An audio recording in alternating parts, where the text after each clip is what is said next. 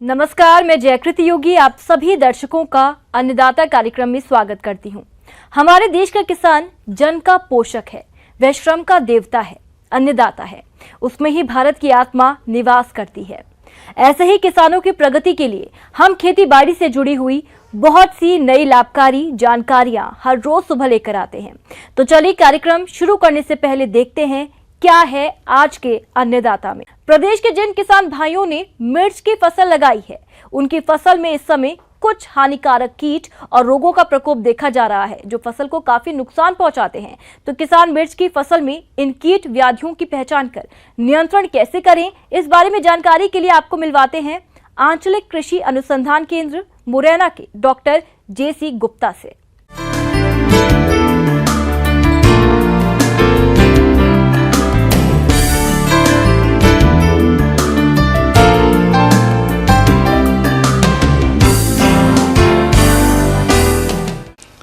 किसान भाइयों, आप मिर्ची की बहुत अधिक फसल लेते हैं, पैदावार भी अच्छी करते हैं, लेकिन कभी कभी देखने में आता है कि मिर्च में हमारे फसल में कीट लग जाते हैं या रोग आ जाते हैं, जिनके कारण हमारी मिर्च की फसल को बहुत अधिक हानि होती है।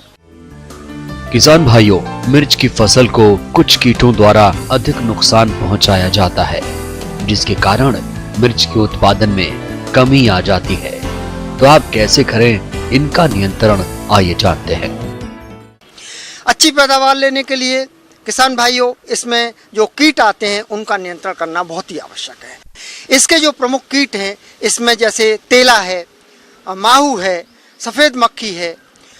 इसके कारण हमारी जो मिर्च है उसमें जो छोटी पत्ती नाम का रोग हो जाता है, पड़ कुंचन नाम का रोग हो जाता है, जिससे हमारी फसल प्रभावित हो जाती है। उसमें फल नहीं आते, उसमें फूल नहीं आते, पौधा छोटा रह जाता है और मिर्ची का उत्पादन काफ़ी गिर जाता है। कोई जो है पौधे चुर्रा मुर्रा बीमारी से ग्रसित हैं, तो ऐसे पौधों का ये रस चूस करके स्वस्थ पौधों पर छोड़ देती हैं, जिसके कारण हमारे धीरे धीरे चुर्रा मुर्रा नाम का रोग जो है खेत में फैलने लगता है। और जो छोटी पत्ती वाला रोग है या पण कुंचन रोग है, इनके जब शुरुआत की अवस्था में ही ये आपको खेत में क्यारियों में दिखाई देने लगें, तो इसको उखाड़ करके और नष्ट करते जाएं, तो भी ये रोग आगे नहीं बढ़ेगा। किसान भाइयों, इसका सही जो उपचार करने के लिए जो दवा है वो डाइमेथोएट दवा 750 मिलीलीटर दवा 500 लीटर पानी में प्रति हेक्टेयर के हिसाब से 2-3 छिड़काव करें। मिर्ची की जो फसल है उसमें कभी कभी देखने में आता है कि फल छेदक कीट आ जाता है। हरे रंग की या हरे भूरे रंग की, पीले रंग की एक इल्ली आ जाती है। वो जो पत्तियों को खा करके जो कोपल हैं, नई नई जो गिड़ार जो फलों में या छोटी कलियों को खाकर भी नुकसान पहुंचाती है और हमारी मिर्ची को अंदर से भी जो है बीज को खराब कर देती है।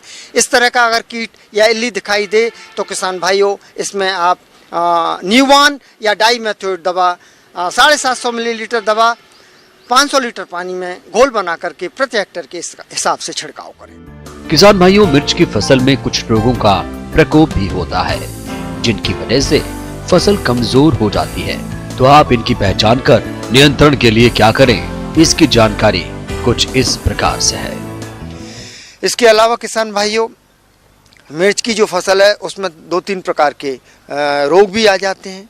इन रोगों में एक रोग जो श्याम वर्ण रोग है, यह रोग ऊपर से पत्तियों पर भूरे रंग से काले धब्बों से शुरुआत करता है और धीरे धीरे नीचे की तरफ बढ़ता है, या ऊपर की कलियों से या ऊपर की पत्ती से इसे सूखना प्रारंभ करते हैं पौधे, और नीचे की तरफ कभी कभी जो है हमारा पूरा पौधा सूख जाता है।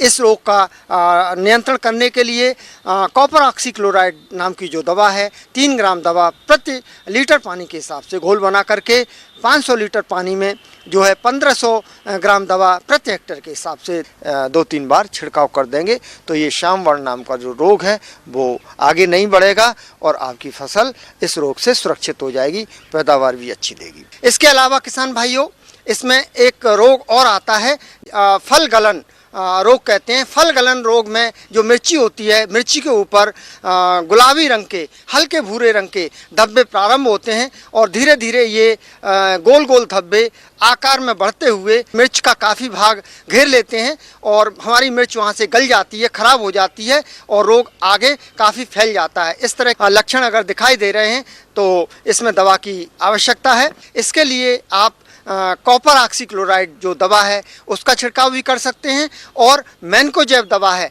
उसका छिड़काव भी कर सकते हैं। मैनकोजेब दवा 3 ग्राम दवा प्रति लीटर पानी के हिसाब से घोल बना करके 10-10 दिन के अंतराल से छिड़काव करें। जो रोग है वो आगे नहीं बढ़ेगा और आपकी फसल इस रोग से सुरक्षित हो जाएगी। एक इसमें फॉर्मोप्सिस ब्लाइट या एक फफूंस जनित गोल गोल चत्तेदार पत्ती पर धब्बे बनते हैं, ऐसा रोग आते हैं, मिर्च पर आता है। कभी कभी यह रोग फल पर दिखाई देता है, गोल गोल धारी नुमा गोल गोल चकत्ते बन जाते हैं और ये भूरे चकत्ते गहरा रंग लेकर के काले हो जाते हैं और वहाँ से इस फल को गला देते हैं और फसल को काफ़ी हानि होती है। किसान भाइयों, इस प्रकार का अगर रोग आ रहा है तो मैनकोजेब दवा 3 ग्राम दवा प्रति लीटर पानी के हिसाब से घोल बना करके 10-10 दिन के अंतर से आप छिड़काव करें। रोग है ये जो है नहीं आएगा और आपकी फसल जो है इस रोग से सुरक्षित हो जाएगी और आपको अधिक से अधिक लाभ होगा और आपकी फसल अधिक से अधिक पैदावार देगी। किसान भाइयों, अभी तक आपने खेती से जुड़ी हुई कुछ उपयोगी जानकारियां देखी। अब लेते हैं एक छोटा सा ब्रेक, जल्द ही लौटेंगे और कार्यक्रम में आगे भी हैं खेतीबाड़ी से जुड़ी महत्वपूर्ण जानकारियां, तो बने रहिए हमारे साथ। ब्रेक के बाद आप सभी दर्शकों का अन्नदाता में स्वागत है। चलिए अब रुक करते हैं अगली कड़ी की। अपने राज्य में बहुत से भूमिहीन किसान और युवक सूकर पालन व्यवसाय को अपनाकर अच्छा लाभ कमा रहे हैं, लेकिन कभी कभी इन सूकर के शावकों में एनीमिया रोग होने के कारण इनके शरीर में रक्त की कमी हो जाती है और वजन भी कम होने लगता है। तो सूकर पालक भाइयों, आप इस रोग के कारण और लक्षणों की पहचान कर एनीमिया रोग से बचाव और उपचार कैसे कराएं, इसकी जानकारी दे रहे हैं नानाजी देशमुख पशु चिकित्सा विज्ञान विश्वविद्यालय जबलपुर के डॉक्टर विश्वजीत राय।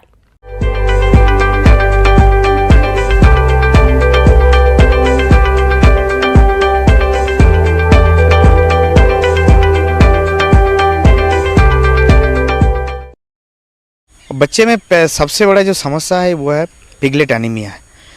पिगलेट एनीमिया होने का बहुत सारे कारण है। उसका पहला एक कारण है सूकर का दूध में जो आयरन का मात्रा है वो कम होते हैं। इसके साथ साथ इसके बच्चे बहुत सारे होते हैं, 10 से 12 मान ली बच्चे हो गया तो वो डिवाइड हो जाता है, तो एक बच्चे को बहुत कम मात्रा में मिलता है।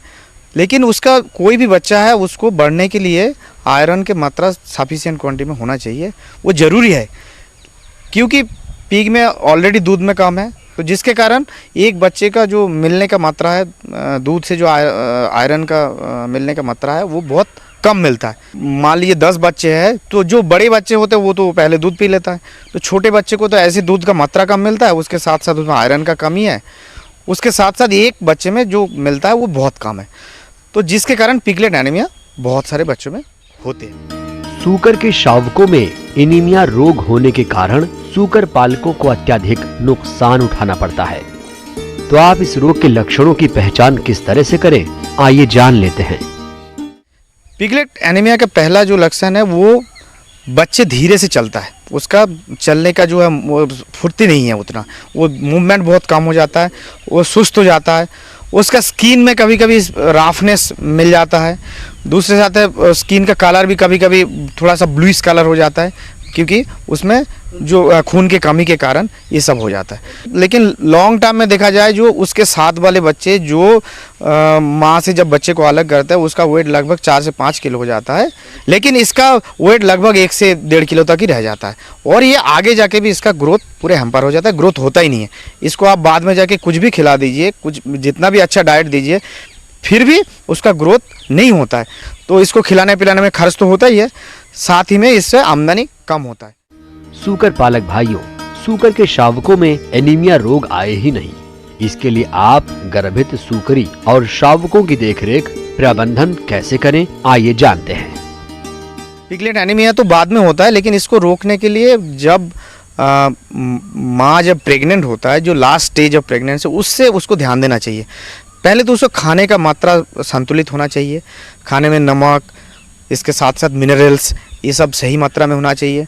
उसके साथ साथ माँ को सफिशिएंट क्वांटिटी, जितना उसको ज़रूरत है, एक मादा को लगभग 3 से 4 किलो का डाइट का ज़रूरत है, वो मिलना चाहिए। तो मादा अगर स्वस्थ होगा तो उसका बच्चे भी स्वस्थ निकलेगा। पालने के सुविधा का हिसाब से लोगों ने आजकल उसको फर्श में पालने लगा है, सीमेंटेड फ्लोर में पालने लगा है, जिसके कारण क्या है, जो मिट्टी से जो आयरन मिलता था वो मिलना बंद हो चुका है। तो नेचुरल सोर्स हम उसको ख़त्म कर रहे हैं। तो उसके कारण क्या, आपको डाइट में बढ़ाना है, जो आप फीड जानवर को खिला रहे हैं उसमें आयरन का मात्रा बढ़ा देना चाहिए। उसके साथ साथ अगर संभव हो तो दिन में कुछ घंटे के लिए उसको मिट्टी में चरने के लिए मादा को दे दे, जिससे उसको आयरन मिल जाएगा। अगर बच्चे हो जाता है 7 दिन के अंदर उसको 1 ml आयरन डेक्स्ट्रन का इंजेक्शन जरूर लगाए, और जिससे आयरन का जो कमी है वो दूर हो जाएगा। बच्चे को, हर बच्चे को लगाना चाहिए। उसके साथ जिस दिन लगाया उसके 7 दिन बाद फिर उसको रिपीट कर दीजिए।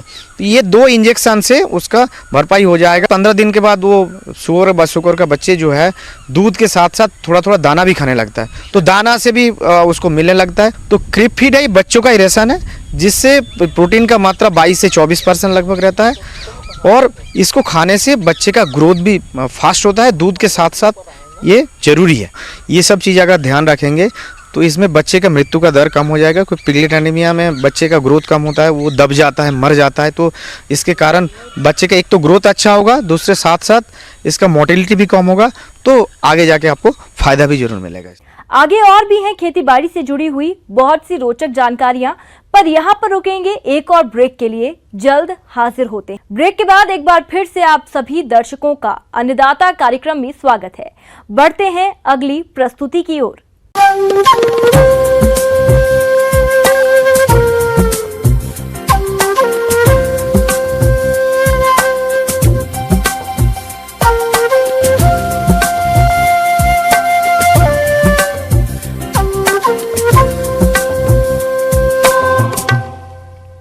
किसान भाइयों, बारिश का पानी खेत से बहकर नदी नालों द्वारा समुद्र में चला जाता है। यदि हमारे किसान भाई इस वर्षा जल का सही तरीके से संग्रहण कर लें तो खेती के लिए पर्याप्त सिंचाई जल की व्यवस्था हो जाएगी। साथ ही दिनों दिन गिरते भू जल स्तर को रोकने में भी सहायता मिलेगी। इस बारे में सुझाव दे रहे हैं कृषि विज्ञान केंद्र भोपाल के विषय विशेषज्ञ रतनदीप सोनी।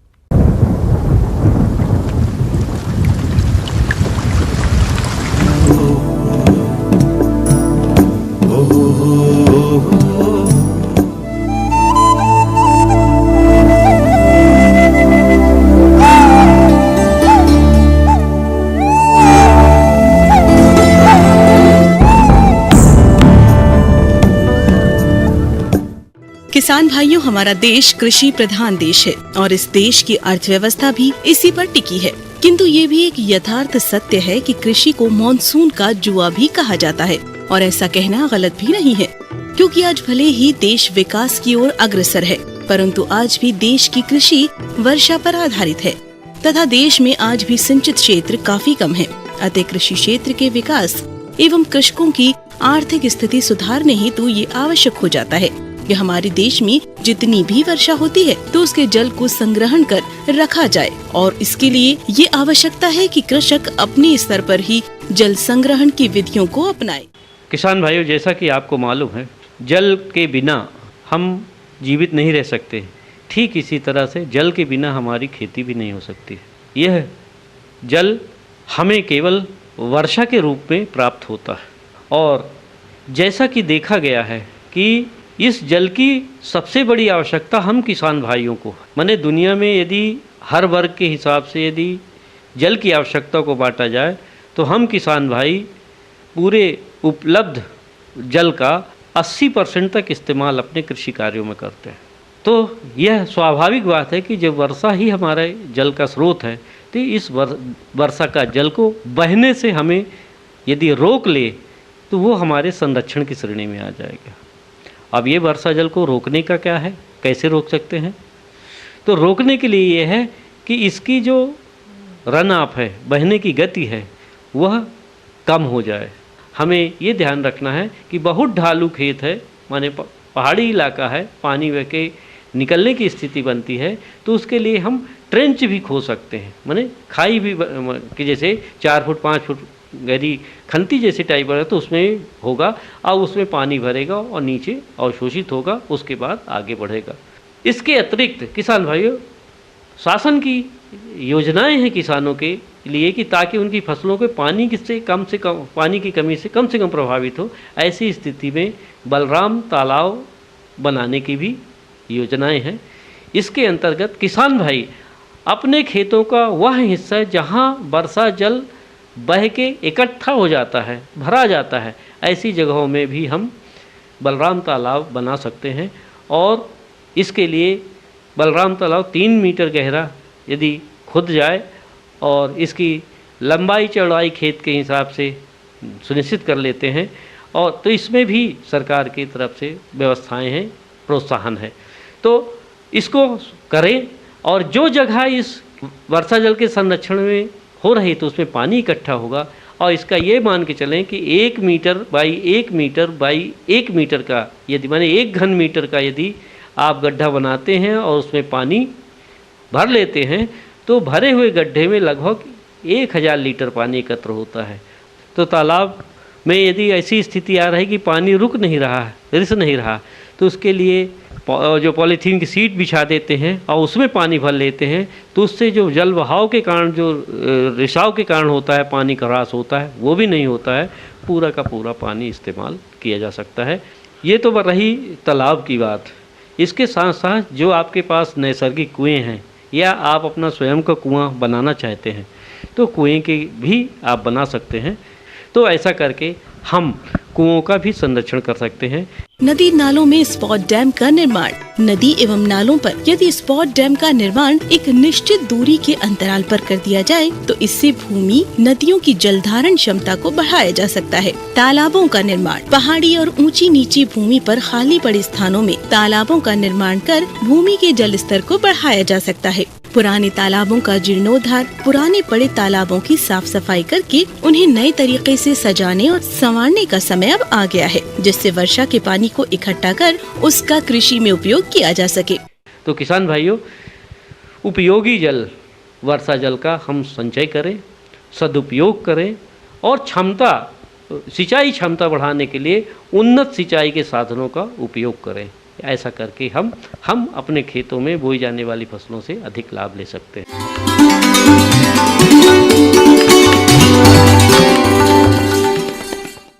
अन्नदाता हेल्पलाइन निशुल्क पूर्ण संपर्क सेवा के माध्यम से आपके द्वारा पूछे गए प्रश्नों में से 1 या 2 महत्वपूर्ण प्रश्न को हम अपने कार्यक्रम में शामिल करते हैं। इसी के तहत आज का चयनित प्रश्न और उसका जवाब इस प्रकार है।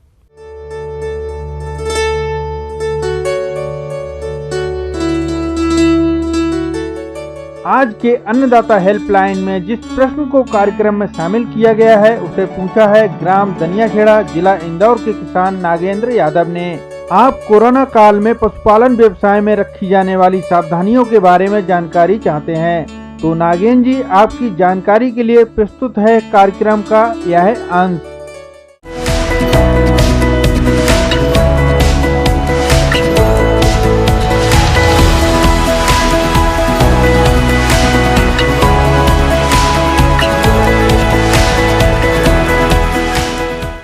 किसान भाइयों को बताना चाहता हूं कि इस समय में जो वैश्विक महामारी का दौर चल रहा है, इसमें सभी को प्रिकॉशन की जरूरत है।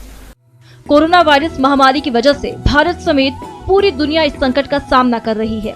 इसके प्रसार को रोकने के लिए जरूरी है कि हमारे किसान भाई भी पशुओं की उचित देखभाल करें ताकि इस कोरोना वायरस को फैलने से रोका जा सके। इस दौर में किसान भाइयों को ये बताना चाहता हूँ कि इस समय में जो किसान भाई पशुओं के लिए चारा लेने जाते हैं, दूसरी बात है पशुओं के लिए दाना बंटा वगैरह है, ये सभी मार्केट में लेने जा रहे हैं, तो इस समय ध्यान रखें कि एक तो सोशल डिस्टेंसिंग का पूरा ख्याल रखें। दूसरा बात, जो सरकार ने एडवाइजरी जारी कर रखी है कि ये मास्क बिल्कुल ही अनिवार्य है, बिल्कुल मस्ट है, तो इसको भी अगर कहीं मार्केट में जा रहे हैं तो इसका बिल्कुल पालन करें। और किसान भाइयों से मैं अनुरोध करना चाहता हूं कि जो मार्केट में जाए, मंडी में जाए, तो वहां पर बिल्कुल सोशल डिस्टेंसिंग और हैंड वॉशर, सैनिटाइजर का भी उपयोग करें। इसके अलावा पशुशाला में अन्य व्यक्तियों को नहीं आने दें। पशु और पशुशाला की नियमित सफाई करते रहें। दूध निकालने वाला व्यक्ति अपने हाथों को सैनिटाइज करे और मुंह पर मास्क लगाकर पशुओं का दूध निकाले। किसानों का मुख्य पशुओं से जो उत्पादन होता है वो दूध होता है। इस दूध को मार्केटिंग करने के लिए एक तो विकल्प होता है डेयरी माध्यम से, और दूसरा होता है वैकल्पिक माध्यम है कि खुदरा विक्रेता। अगर कोई भी किसान भाई अगर अपने दूध उत्पादन को कहीं मार्केटिंग कर रहे, अगर डेयरी में जा रहे तो वहाँ भी अपना खुद का ख्याल रखे, सोशल डिस्टेंसिंग रखे। दूसरी बात ये मुंह पर या चेहरे पर मास्क का उपयोग करें। अगर मास्क उपलब्ध भी ना हो तो अपने गमछे से, तौलिए से, किसी भी चीज़ से अपने फेस को कवर बिल्कुल रखें। और कोई किसान भाई मार्केटिंग में जा रहा है, कोई शहर में जा रहा है, सिटी में जा रहा है, तो इस बात का ख्याल रखे कि वो हमेशा ही सोशल डिस्टेंसिंग व मास्क वगैरह अगला भी पहन के रखे और खुद भी पहन के रखे। उसी को दूध वितरण में सुविधा रहेगी। अन्यथा ये बीमारी तो बहुत ही वैश्विक महामारी के रूप में अपना प्रचंड रूप धारण कर रखी है, तो इससे बचाव ही उपाय है। और मैं किसान भाइयों से अनुरोध करना चाहता हूँ कि वो जब भी मार्केटिंग दूध का करके आए तो वापस आके अपने कपड़ों को, अपने हाथों को बिल्कुल सैनिटाइजर से धो के, साबुन वगैरह इस्तेमाल करके फिर अपने घर में प्रवेश करें, जिससे खुद को और अपने परिवार और बच्चों को, पड़ोसियों को और देश को बचा पाएंगे।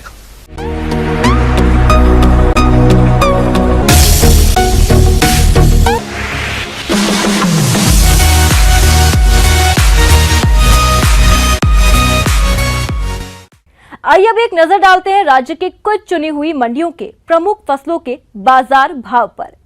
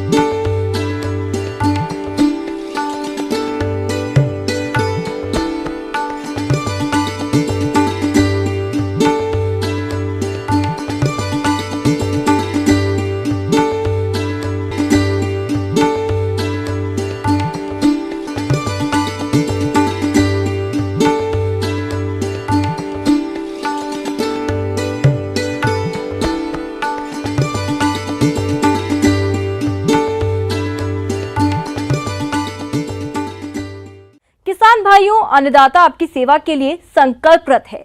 कृषि संबंधित समस्या और सुझावों के लिए आप हमें इस पते पर संपर्क कर सकते हैं।